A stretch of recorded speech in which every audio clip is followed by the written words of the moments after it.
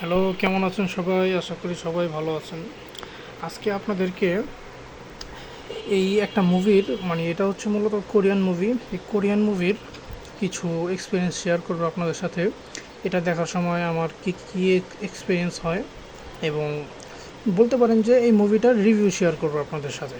So চলুন শুরু করি। এটা হচ্ছে মূলত একটা Korean zombie movie. Zombie movie যারা দেখেছেন তারা বলতে পারবেন। জম্বি মুভি মূলত একটা এক ধরনের ভাইরাস, যেমন আমরা দেখেছি করোনা ভাইরাস, সেটা একজন থেকে আরেকজনে ছড়িয়ে পড়ে।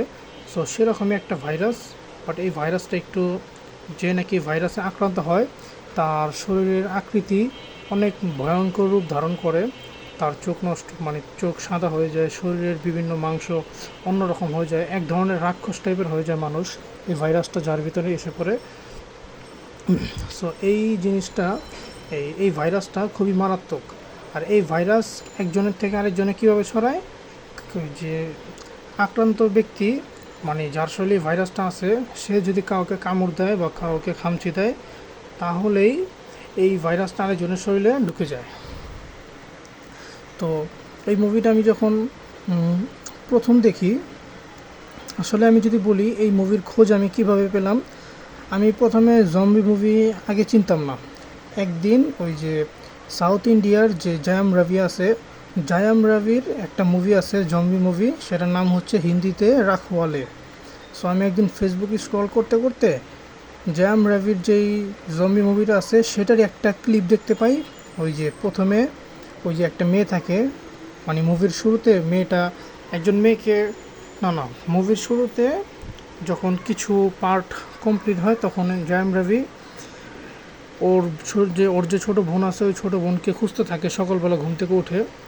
তো ওর বোনকে খুঁজতে খুঁজতে দেখে কি ওদের বাসার জানলার সামনে একটা মেয়ে দাঁড়িয়ে আছে, ও ভাইরাসে আক্রান্ত। সো তখন আমার এটা দেখার পরে ইন্টারেস্ট জাগে। আমি প্রথমে মনে করছিলাম ওই যে মেয়েটা আক্রান্ত ছিল ভাইরাসে, ওর চেহারাটা পুরো ভূতের মতো ছিল। সো আমার কাছে প্রথমে মনে হয়েছে এটা মনে ভূতের ছবি, এবং আমার কাছে ইন্টারেস্টিং লাগলো যে জায়াম রাভি তো কোনো হরর মুভি করে না, বাট এটা কিভাবে আসলো। সো আমি এটা একটু দেখতে থাকি, দেখতে দেখতে পুরো মুভি দেখে ফেলি। কতটুকু ক্লিপ দেখার পরে আমার কাছে ভালো লাগে, সার্চ করে আমি পরে জায়াম রাভির ফুল মুভিটা দেখি। দেখার পরে আমার কাছে জম্বি জিনিসটা খুবই ইন্টারেস্টিং লাগে। সো এই জম্বি জিনিসটা আমি আরও সার্চ করি, ইউটিউবে সার্চ করে জানতে পারি হ্যাঁ জম্বি জিনিসটা মূলত একটা ভাইরাস। সত্যিকারে এরকম কোনো ভাইরাস নাই দুনিয়াতে, কিন্তু এটা ওদেরই মুভির জন্য বানানো একটি ভাইরাস। এখন আমি গিয়ে ইউটিউবে সার্চ করি যে জম্বি মুভি আরও কোন কোন দেশের আছে, তখন দেখি বাবা রে বাবা, জম্বি মুভি আরও অনেক ভয়ানক ভয়ানক আছে বাইরের কান্ট্রিগুলো। ইন্ডিয়া তো এটা তো জাস্ট কপি করছে, ওরা তো ওই বাইরের কান্ট্রিগুলোর আইডিয়া নিয়ে ওরা তৈরি করছে। আসলে জম্বি মুভি তো যারা বাইরের কান্ট্রি, যে সমস্ত মুভি যারা আছে যারা বানায়, ওরা আরও বেটার বানাতে পারে। সো আমি সার্চ করি যে আরও সুন্দর জম্বি মুভি কোনটা আছে, তখন গিয়ে আমার চোখে পড়ে এই যে আমি জানতে পারি এই যে ট্রেন টু বুসান, এই মুভির নাম হচ্ছে ট্রেন টু বুসান। এই ট্রেন টু বুসান মুভিটা আমি তখন দেখতে পারি। তখন গিয়ে ট্রেন টু বুসান মুভিটা আমি, হিন্দি ডাব করা আছে, এটা হিন্দি ডাব অফিসিয়ালি আছে, এই মুভিটা দেখি। দেখার পরে এটা নিয়ে আমার খুবই ভালো লাগে, এবং শেষের দিক দিয়ে চোখের পানি এসে পড়ে, কারণ শেষের সিনটা ওই রকমই। এই মুভি ট্রেন টু বুসানের ভিতরে সবচাইতে ভালো লাগে কয়েকজনকে আমার। একটা হচ্ছে ওই যে মোটা করে যে লোকটা, কারণ ও সবচাইতে বেশি, ওর সাহস বেশি থাকে। আর সবচাইতে বিরক্ত লাগে একজনকে দেখে, ওকে দেখে প্রচণ্ড রাগ উঠতে থাকে, কারণ ও সবাইকে, ওর জন্য অনেক মানুষ মরে যায়। সেটা হচ্ছে ওই যে একজন বিজনেসম্যান, ও যে ও নিজেকে বাঁচানোর জন্য ও সামনের আরেকজনকে ধাক্কা দিয়ে ফেলে দেয় ওর উপর, এবং শেষে যেই মহিলাটা এবং ওই মোটা লোকটার ওয়াইফ এবং ওর এই যে এই ছেলের মেয়েটাকে এদের দুজনের জন্য অনেক মায়া লাগতে থাকে। আর এখানে মুভি শেষ হয়ে যায়। আর এই সিনটা দেখেও খুব খারাপ লাগে। এই যে ছবিটা দেখতে পাচ্ছেন, এই যে এই ছবিটা দেখার পরেও খুবই খারাপ লাগে। আর এই যে এই ছেলেটা আছে, ওরা যে খেলোয়াড় টিম থাকে একটা, ওদের দুজনকে দেখে অনেক মায়া লাগে। এবং এই ছবির ভিতরে সবচাইতে ইন্টারেস্টিং জিনিস যে পুরোটা মুভি মানে আমরা তো চিন্তা করি বা অন্য অন্য যে সমস্ত ধরেন ইন্ডিয়ার যে কিছু বলিউড মুভিগুলো, ওরা চিন্তা করে মুভি মানে আপনাকে প্লেন থেকে লাফ দিতে হবে, হেলিকপ্টার ব্লাস্ট করতে হবে, বড় বড় বিল্ডিং থেকে দৌড়াদৌড়ি করতে হবে, লাফ দিতে হবে, এইগুলা। বাট এই দেখেন এত বড় একটা মুভি, পুরোটা মুভি একটা ট্রেনের ভিতরে তৈরি করছে। ট্রেনের ভিতরেই পুরোটা মুভি তৈরি হয়ে গেছে। এই 1-1.5 ঘন্টার মুভি পুরোটাই ট্রেনের ভিতরে, এবং কত সুন্দর মুভি। একটা ট্রেনের ভিতরেও মুভি হতে পারে। এই মুভিটা অনেক হিট খেয়েছে, এটা অনেক হিট খাইছে। এটা এই মুভিটা অনেক আয়ও করতে পেরেছে। এটা ওয়ার্ল্ড ওয়াইড একটা মুভি। আর এই মুভি সম্পর্কে যদি আরও বলি, এই মুভিটা আপনারা চাইলে দেখতে পারেন। এই সমস্ত মুভি কখন ভালো লাগে জানেন? যখন অনেক সময় থাকে যে বোরিং লাগে, তখন আর কিছু ভালো লাগে না, তখন আপনারা এই টাইপের মুভি দেখার ট্রাই করবেন। কারণ তখন যদি আপনি এই টাইপের মুভি দেখেন, আপনার কাছে ভালো লাগা কাজ করবে।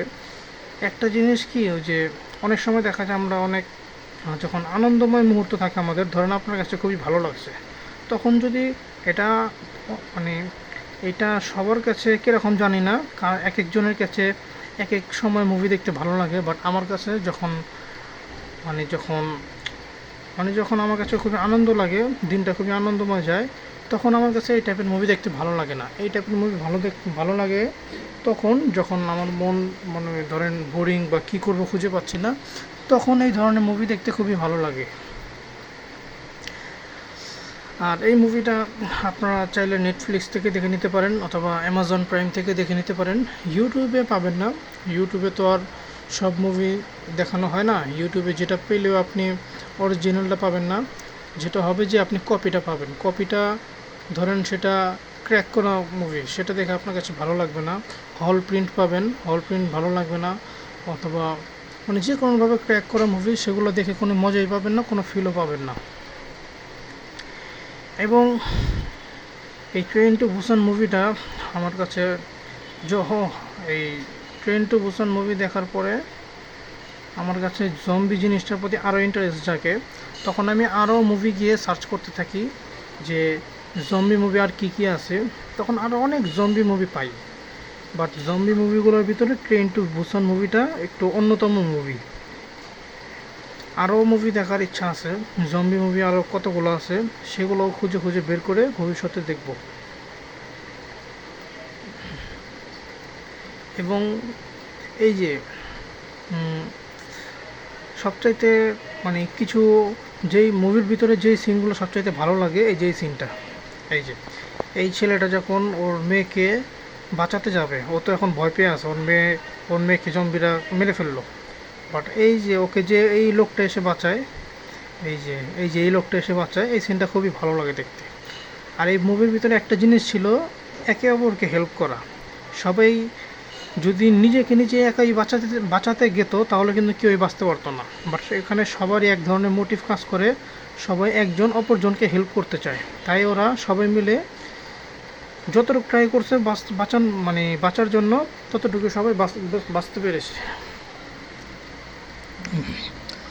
এরপরে এই মুভির ভিতরে আর এখানে একটা জিনিস কি, এই মুভিগুলোর ভিতরে কোনো গান নাই, এটা একটু খারাপ লাগে। মুভির ভিতরে তো গান থাকা দরকার, কারণ মানুষের ইমোশনে হিট করতে হলে ইমোশনালি এই গান দেওয়া দরকার।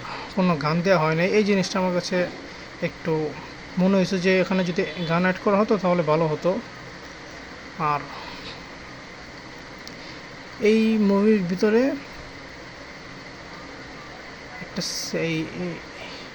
এই মুভির ভিতরে আরেকটা সিন আছে যেটা দেখলে খুবই খারাপ লাগবে। সেটা হচ্ছে এই লোকের একটা সিন আছে, ও কী করে, ও নিজে বাঁচার জন্য ওই খেলোয়াড় মেয়েটিকে ধাক্কা দিয়ে ফেলে দেয়।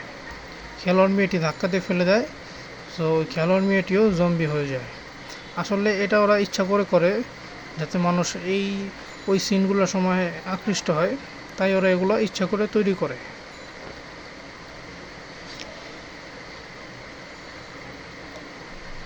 এবং এই সিনটাও খুবই খারাপ লাগে। এই সিনটা, এই লোকটা ওদেরকে বাঁচাতে যায়, বাট ওদেরকে বাঁচাতে গিয়ে ও নিজের জানকে শেষ করে দেয়। সো এই সিনটাও খুবই খারাপ লাগে। এবং ও যখন হাতে কষ্টি পেঁচায় তখন এটা খুবই ভালো লাগে, কারণ ওকে অনেক মানে বীরত্ব সাহসিকতার সাথে ও ওদের সাথে লড়তে চায়, এটা দেখতে খুবই ভালো লাগে।